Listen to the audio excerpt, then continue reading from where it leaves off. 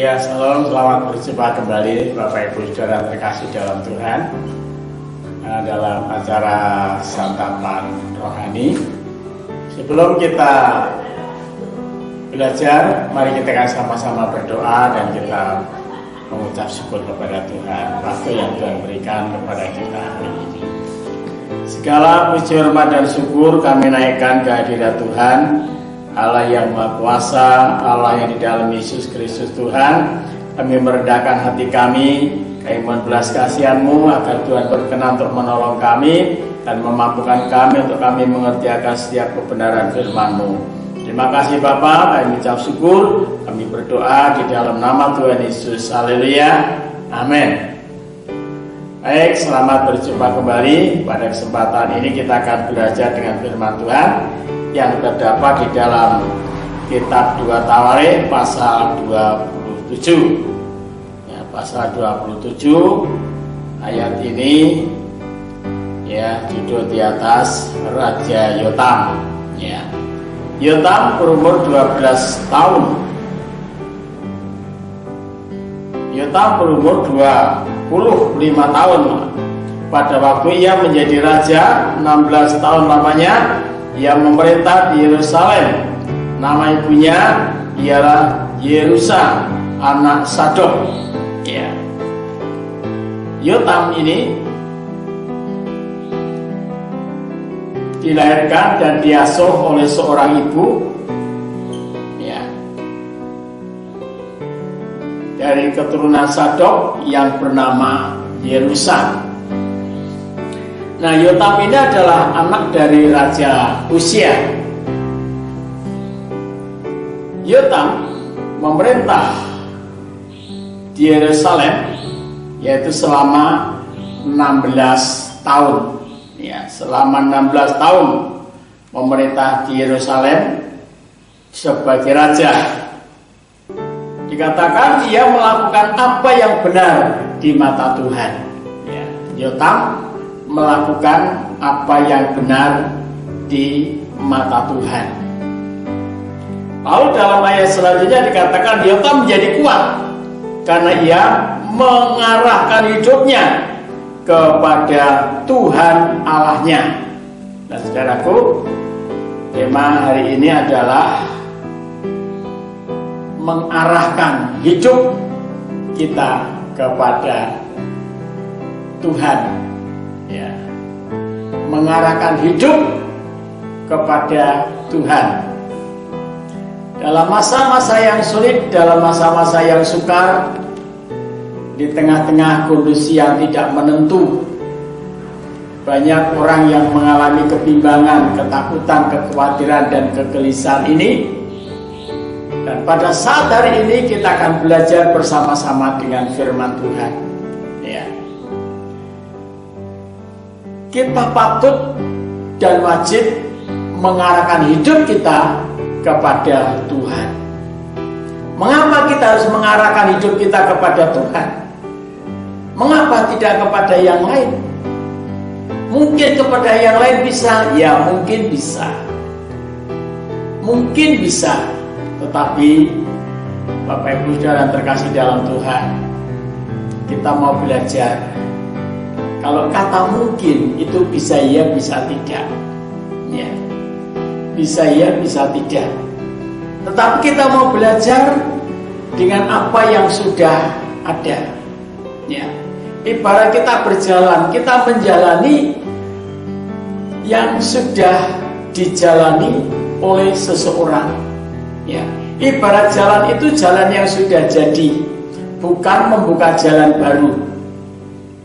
Ya, Yotam, Alkitab mengatakan Yotam menjadi kuat karena ia mengarahkan hidupnya kepada Tuhan Allahnya.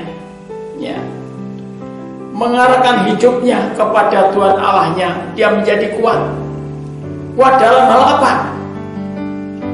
Yotam tentu kuat dalam memerintah kerajaannya, memimpin kerajaannya, mengembangkan usahanya, bagaimana rakyat itu bisa hidup, bagaimana rakyat itu bisa berkembang, bagaimana rakyat itu bisa bertumbuh.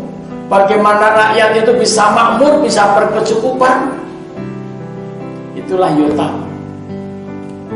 Dan dia bisa membangun, ya, membangun kerajaannya, membangun kota-kotanya, membangun pertaniannya, membangun perternakannya.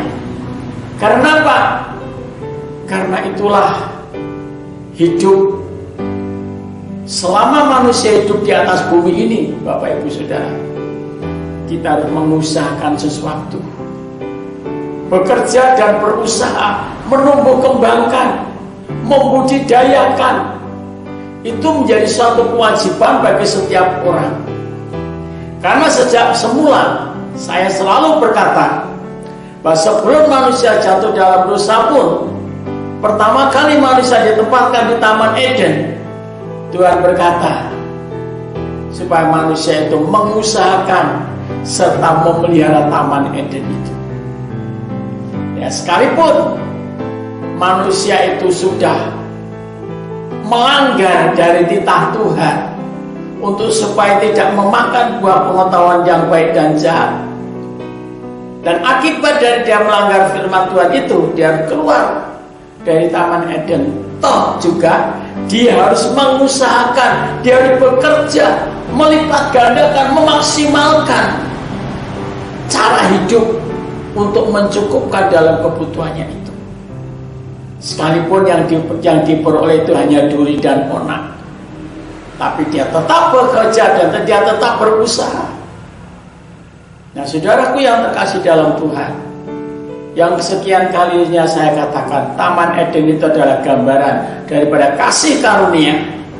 Ketika manusia itu hidup di dalam kasih karunia, hidup di dalam kasih karunia Allah, hidup mengarahkan hidupnya kepada Tuhan, maka tidak ada sesuatu pun yang mustahil bagi orang percaya.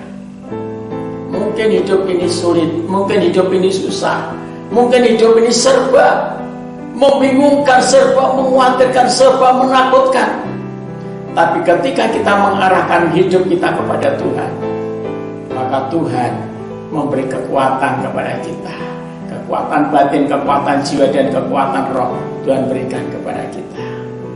Ketika kita dalam keadaan lesu, dan berbeban berat, Tuhan Yesus berkata, marilah kepadaku, kamu semua yang letih, lesu, dan berbeban berat, aku akan memberi kelegaan kepadamu, dan belajarlah kepadaku, karena aku lemah lembut dan rendah hati, maka jiwamu akan mendapat ketenangan.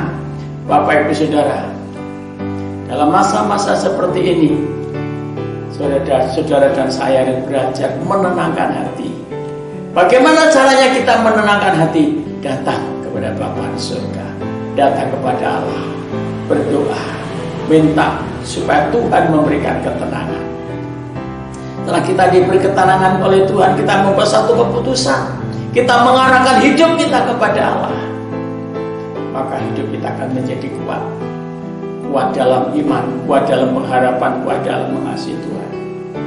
Saya seringkali berpesan dengan beberapa teman, jaga hati, jaga iman, dan jaga imun, supaya kita tetap sehat, sehat rohani, sehat jasmani, dan sehat tubuh, jiwa, dan roh kita sehat. Bapak Ibu Saudara yang terkasih dalam Tuhan, tidak ada pilihan lain selain kita mengarahkan hidup kita kepada Tuhan.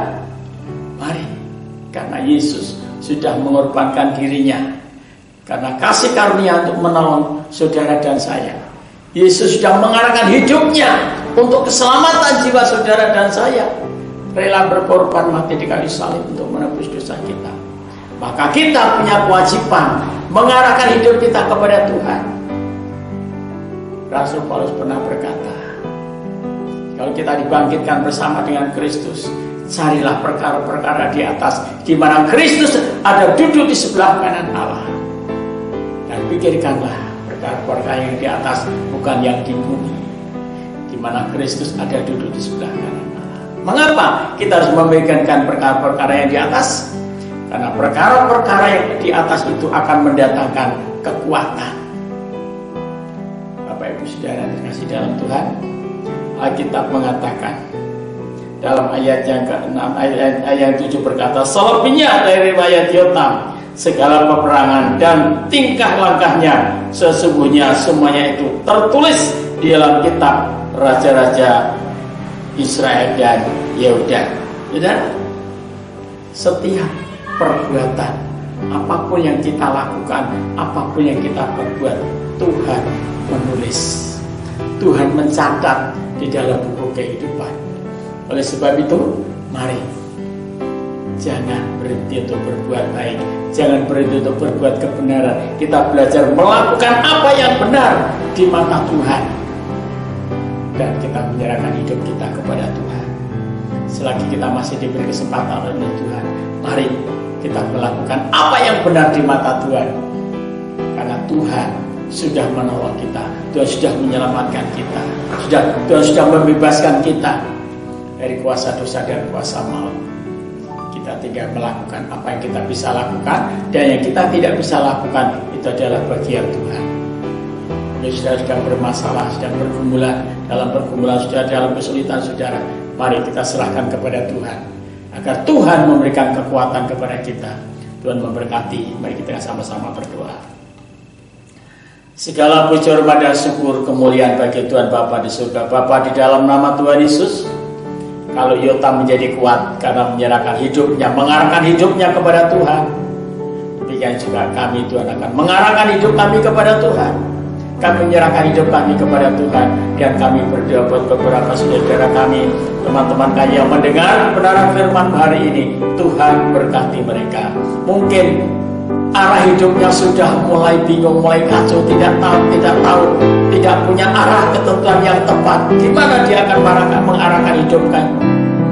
Oleh sebab itu kami berdoa Tuhan, agar Roh Kudus menolong dan memampukan agar anak-anakmu, jemaatmu, mengarahkan hidupnya hanya kepada Tuhan. Sebab Engkaulah Allah kami, Engkaulah Juru Selamat kami, yang menyelamatkan setiap orang yang berseru memanggil namamu, akan diselamatkan oleh Tuhan Yesus Kristus, Tuhan dan Juru Selamat kami. Haleluya. Amin.